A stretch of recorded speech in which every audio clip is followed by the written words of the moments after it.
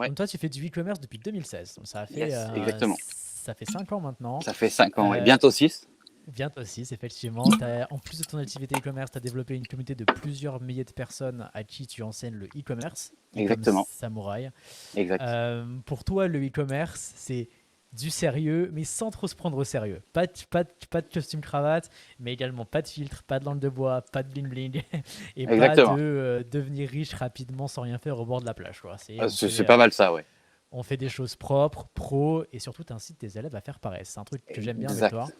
Ouais. Avec toi, ensemble, on va discuter dropshipping, on va discuter de comment faire du e-commerce en 2022 et Ouais. plus précisément, quelle est la manière la plus efficace d'acquérir des clients et de développer son chiffre d'affaires pour l'année prochaine. Comment vas-tu, Exactement. Fabien? Voilà. Eh ben, écoute, je vais super bien. Merci infiniment de m'inviter dans ton webinaire. Ça fait super plaisir. Ça fait un moment qu'on se connaît maintenant. Alors, les gens ne le savent pas, hein. Alors, parenthèse, si je commence déjà à partir dans tous les sens, il faut que tu me canalises. Alors, on a que 20 minutes. Ok. On a que 20 minutes, Fabien. Donc, du coup, essayons de On va pouvoir. aller vite. Donc, merci de m'inviter. Voilà. Merci, au top. Alors, je sais que tu as plein de trucs à dire et on va apprendre plein de choses avec toi. Donc, je veux surtout qu'on puisse mettre toutes les informations dans ta partie. Ce serait top. Ok. Donc, du coup, euh, le premier sujet que je voulais aborder avec toi, c'était Facebook Ads. Parce qu'on a Yes. beaucoup d'e-commerçants qui, quand ils démarrent leur activité, ils veulent directement démarrer avec Facebook Ads. Ouais. Et c'est un petit peu le truc automatique, tu vois. Du Ouais. coup, ça pose plein de problèmes. Oui. Et est-ce que tu peux nous en parler un petit peu des problèmes qu'on peut avoir ou qu'on a quand on veut démarrer et qu'on ne considère que Facebook Ads? Ok. Le problème, c'est qu'il y a beaucoup, depuis des années, hein, depuis au moins 2, 3 ans, même, voire même 4 ans, il y a beaucoup de formateurs qui ne jurent que par le trio infernal Shopify, Facebook Ads, AliExpress. Et ça reste quand même pas mal ancré dans la tête des gens aujourd'hui. C'est qu'aujourd'hui, pour faire du dropshipping, il faut forcément utiliser AliExpress, il faut forcément utiliser Shopify, tant c'est quelque chose. Et puis, il faut forcément faire de la publicité Facebook. Avant, quand moi j'ai commencé, il y a 5 ans, on faisait exactement ça et c'était facile dans le sens où il n'y avait pas forcément de concurrence, les coûts de pub n'étaient pas délirants. Voilà, c'était relativement simple. On faisait des sites qui n'étaient pas beaux, on soignait rien du tout et puis ça marchait et on arrivait à faire de l'argent one shot. Aujourd'hui, malheureusement, ce que je trouve dommage, c'est que les gens continuent à penser que ça fonctionne toujours comme ça, alors que c'est pas forcément vrai, tu vois. Dans le sens où, alors, il y a toujours des contre-exemples. J'ai eu une fois des élèves qui sont venus me voir en me disant, écoute Fabien, on est bloqué à 7 000 euros par jour, est-ce que tu peux nous aider à aller plus haut? Je dis, ok, voilà. Et ils avaient un monoproduit, fournisseur AliExpress, voilà, tout ce que je déteste, tu vois. Mais il y a toujours des contre-exemples. Néanmoins, dans la plupart des cas, ça fonctionne, selon moi, encore une fois, ce que je vais dire aujourd'hui, ça va être vraiment mon avis personnel. Selon moi, ça marche plus comme ça. Dans le sens où il y a de la concurrence, de plus en plus. Les coûts de pub, ils ont augmenté. Je pense qu'ils auraient dû augmenter par 2 ou par 3 depuis que j'ai commencé. Sur Facebook, on s'entend. L'algorithme, il change tout le temps. Il y a tout le temps des histoires de comptes suspendus, des bans, etc. Donc, je pense qu'aujourd'hui, Facebook n'est plus le canal. Enfin, on ne peut plus tout miser sur Facebook comme on le faisait avant. C'était facile à l'époque. Quand je dis à l'époque, on dirait que j'ai 70 000 ans, mais c'était facile il y a quelques années, mais ça ne l'est plus aujourd'hui. Presque, hein. Presque. Presque. C'est bientôt mon anniversaire en plus. C'était facile de le faire de cette manière-là. Aujourd'hui, c'est plus le cas. Je pense finalement qu'aujourd'hui, Facebook doit toujours être utilisé, mais conjointement à d'autres canaux d'acquisition, donc d'autres réseaux sociaux par exemple, et surtout dans le contexte d'une stratégie. Je m'explique, c'est que pour moi, concrètement, et c'est de cette manière-là que j'utilise Facebook aujourd'hui, c'est Facebook doit être utilisé, selon moi, pour acquérir du trafic et des clients qu'on va recibler après. Je ne vais pas du tout rentrer dans l'email marketing parce que je crois qu'il y a Florian qui est juste après, va parler juste de ça. Donc moi, je ne vais pas en Exactement. parler, ou vraiment en surface, mais c'est comme ça que je vois Facebook aujourd'hui. C'est vraiment, il faut l'utiliser de manière à ramener du trafic, et récupérer des emails, acquérir des clients. Donc il faut être propre, hein, dans toute la chaîne, il faut être propre. On s'entend, on va en reparler après, j'imagine. Mais voilà, pour moi, Facebook aujourd'hui, la stratégie a changé dans le sens où Facebook c'est plus one shot en fait. C'est là où je veux en venir en fait. Si je voulais résumer tout ce que je viens de dire, c'est qu'aujourd'hui, utiliser Facebook en mode one shot, je vais faire de la pub, je vais injecter beaucoup de budget dedans pour vendre et faire de l'argent, plein d'argent tout de suite. Aujourd'hui, c'est beaucoup, beaucoup plus complexe que ça l'était autrefois, en fait. Autrefois, pareil, donc vu que tu as 70 000 ans, 10 000 ans. tu te rappelles de, tu te rappelles de comment c'était avant. Du coup, ok, d'accord, très bien, super intéressant de voir ça. Donc, du coup, c'est quoi la solution? Qu'est-ce que je peux faire? Disons que je suis un e-commerçant qui démarre. On va déjà commencer avec les commerçants qui démarrent. J'ai envie de démarrer mon activité. Qu'est-ce que je peux faire? Quelles sont pour toi les meilleures actions que je peux prendre pour développer mon activité e-commerce? Ok. Déjà, personnellement, tout ce qui est monoproduit, je n'aime pas ça et je ne le conseille pas à mes élèves. Jamais. Parce que, comme je t'ai dit juste avant, le fait de ramener du trafic sur ta boutique, de récupérer des emails, ça te permet et de faire des ventes, évidemment, ça te permet de recibler ces gens après. Le fait d'avoir un monoproduit, comment est-ce que tu veux recibler des gens sachant que tu n'as qu'un seul produit? Pour moi, ça ne fait pas de sens. Tu vois, dans la logique du truc, ça ne fait aucun sens. Donc, selon moi, c'est ce que j'apprends tout le temps aux autres, c'est boutique de niche. Boutique de niche, on parle sur le marché francophone, on ne va pas du tout parler du marché US, parce que moi je fais majoritairement du dropshipping sur le marché US, on ne va pas vraiment en parler là, puisque la plupart des gens qui te regardent et qui te suivent et qui font du dropshipping en France le font sur le marché francophone. Bref, sur le marché francophone, selon moi, la base de la base, c'est d'avoir une boutique de niche, donc d'être le spécialiste dans un domaine. Les gens préféreront toujours acheter sur un site de spécialistes, entre guillemets, plutôt que sur Amazon. Ça paraît un peu paradoxal parce que la plupart des gens vont sur Amazon, mais selon ce que tu veux acheter, on va plus souvent aller sur un site de spécialistes. Je vais donner un exemple. Quand je veux de l'équipement moto, je ne vais pas sur Amazon. Je vais sur, je ne sais pas moi, Daffy Moto, Moto Blues, etc. En France, en tout cas. Je vais sur des sites de spécialistes, donc des sites de motards. C'est les gens qui aiment, je sais pas moi, les chats, les oiseaux, peut-être pas les chats, parce que c'est pas assez niché comme truc, mais je sais pas moi, les oiseaux, le baseball ou j'en sais rien, vont aller faire leurs achats sur des sites de spécialistes. Donc d'où l'importance pour moi d'avoir un catalogue de produits. Pas obligé d'en avoir 250, hein, même si c'est toujours mieux pour le SEO, etc. Mais le fait d'avoir un site de niche, ça te permet finalement de créer, entre guillemets, une base de données et potentiellement une communauté autour d'un sujet, d'un thème précis. Donc, sachant que tu as pas mal de produits, etc., que tu es dans une niche précise, tu vas pouvoir recibler les gens via les emails, via les SMS, via le messenger marketing, toutes ces choses-là pour finalement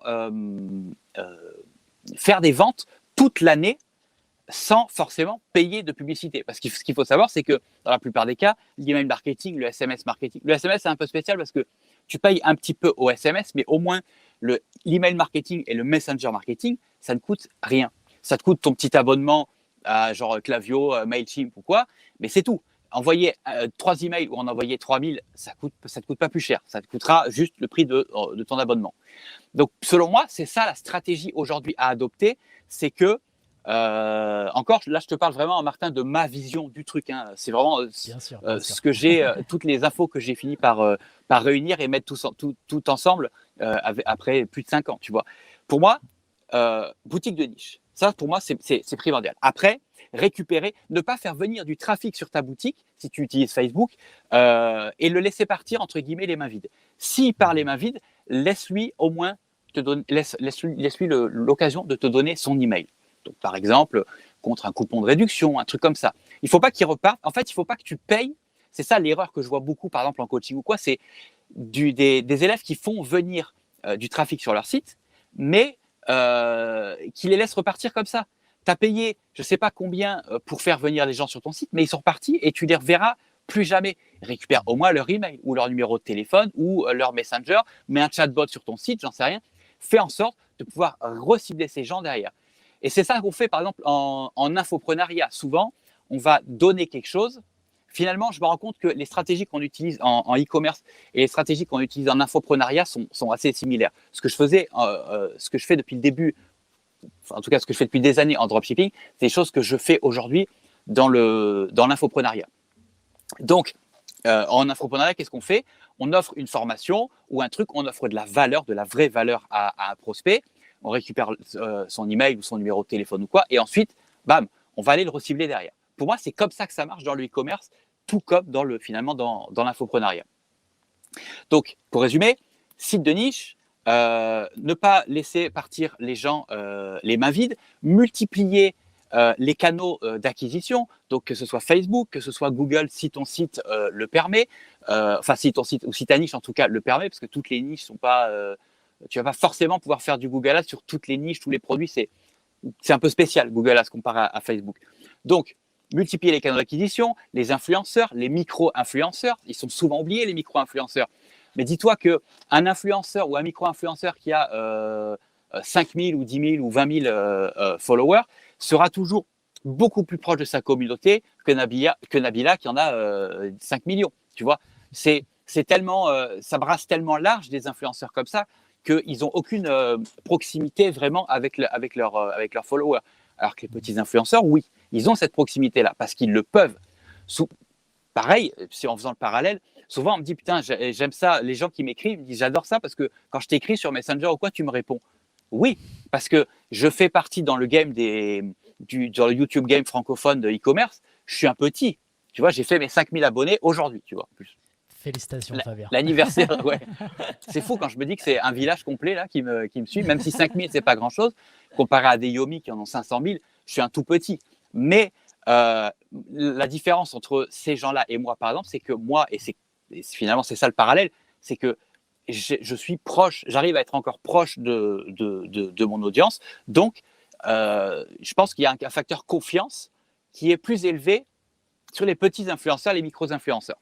Voilà, donc les micro-influenceurs, il ne faut pas forcément les oublier. Aussi, un truc qu'il faut prendre en considération, c'est que si on veut que les clients reviennent, qu'est-ce qui fait qu'un client revient chez toi? C'est qu'un, il a acheté un produit dont il a été satisfait. Deux, il a été satisfait si jamais il a eu affaire au SAV, il a été satisfait par l'expérience qu'il a eue. Et trois, il a eu des délais de livraison qui étaient acceptables. À partir de là, toutes les conditions sont réunies pour que tu puisses le recibler. Si tu ne fais pas ça, si tu ne mets pas toutes ces actions en place, que si tu as des produits de merde qui sont livrés en un mois, oui, pardon, tu m'as dit d'être moi-même, je suis moi-même.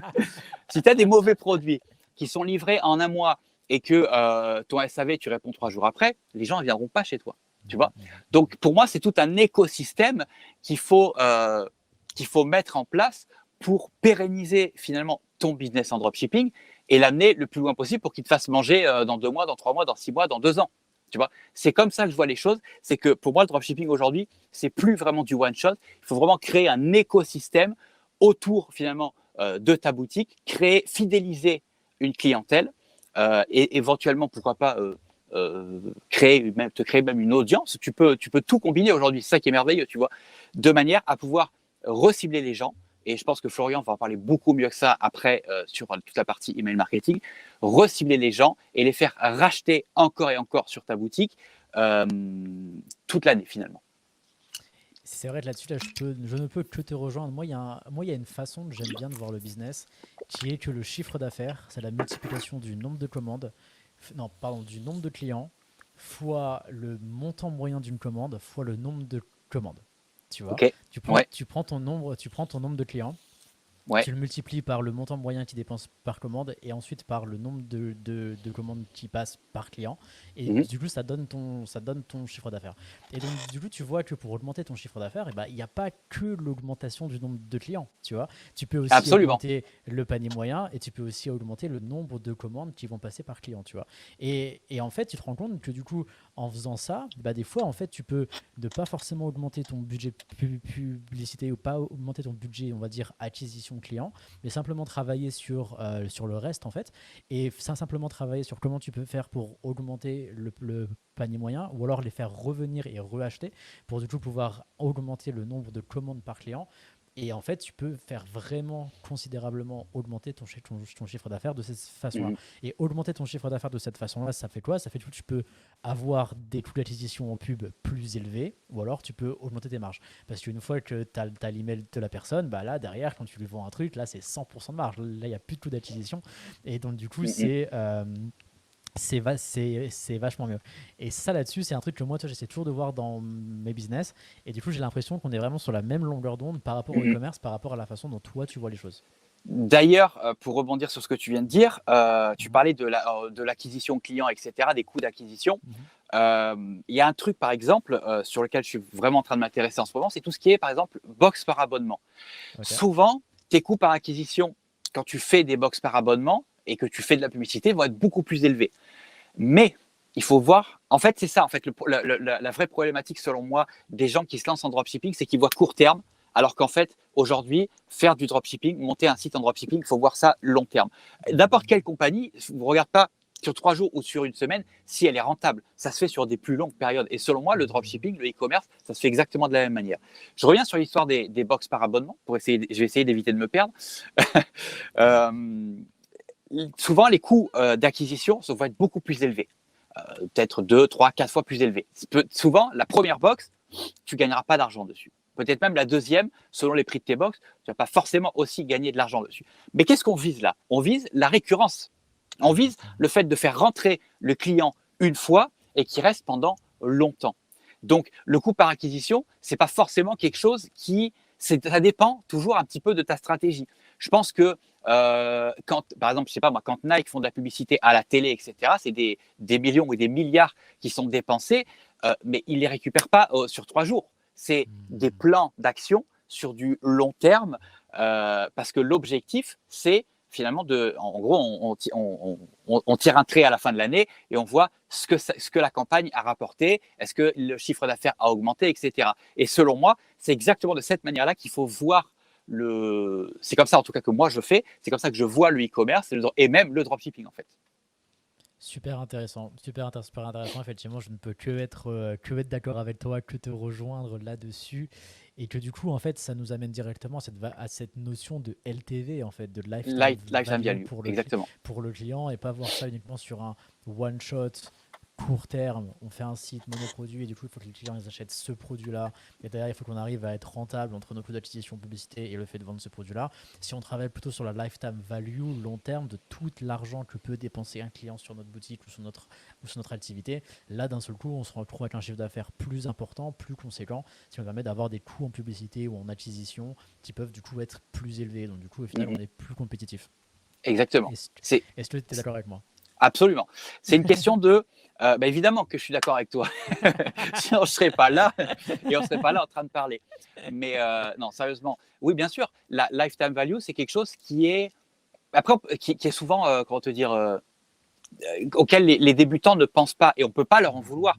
Les erreurs que font les débutants, souvent, je dis, on ne peut pas leur en vouloir parce que tout ce qu'ils voient. Alors, il y a 1 million d'informations sur Internet, tout le monde prêche pour sa paroisse, c'est normal. Mais c'est difficile après de faire le tri dans tout ça. Ce qu'on se dit là, Martin, c'est des années d'expérience qui te font que tu as compris qu'en mettant telle action en place, tes clients ils restent un peu plus longtemps, ils vont peut-être racheter, ou en mettant telle action en place, ça fait ça. Et tu as compris aujourd'hui que c'est une entreprise, en fait. C'est ça mon point, en fait. C'est que faire du dropshipping, c'est pas je mets 1 000 € par jour dans Facebook et puis je mets une pièce dans la machine et j'en récupère 2 ou j'en récupère 3. C'est une entreprise comme Dr Tech, par exemple. Je pense qu'en termes d'un point de vue général, c'est la même chose. Tu mets des actions en place qui vont te donner des résultats et ton objectif, c'est toujours d'augmenter ton chiffre d'affaires, d'augmenter tes paniers moyens, finalement de pérenniser en fin de compte ton entreprise. Pour moi, quand tu lances une boutique de dropshipping, ça doit se gérer exactement avec le stock en moins, mais ça doit se gérer exactement de la même manière que si au coin de ta rue, tu ouvrais une épicerie et que tu vendais des savons de Marseille ou j'en sais rien. Pour moi, c'est la même chose en fait. Ça fait aucune différence. La seule différence, c'est que là, c'est dématérialisé, c'est que tu n'as pas de boutique physique, donc tu as moins de frais, parce qu'une boutique, un magasin, ça peut coûter très très cher, donc tu as moins de frais. Et dans le cas du dropshipping, tu n'as pas de stock. Mais pour le reste, c'est la même chose. Le magasin de savon du coin, à la fin de l'année, il tire un trait et il regarde où il en est. Donc, dans le dropshipping, pour moi, c'est exactement de cette manière-là dont il faut s'y prendre. Au top. Pardon. Au top, au top. Ça fait déjà 20 minutes, Fabien, ça passe vraiment Déjà, super vite. C'est vraiment super, c'est super intéressant de profiter de ton expérience et de tes connaissances. Et pour le mot de la fin, je vais te poser une question. Ouais. Moi, il y a un truc que j'aime bien faire. Tu vois, à chaque fois, dans tout ce que je fais, j'essaie de mettre en place une offre par abonnement. Parce que du coup, une fois que les clients ils s'abonnent, c'est là que du coup, on peut vraiment augmenter la lifetime value de manière assez significative.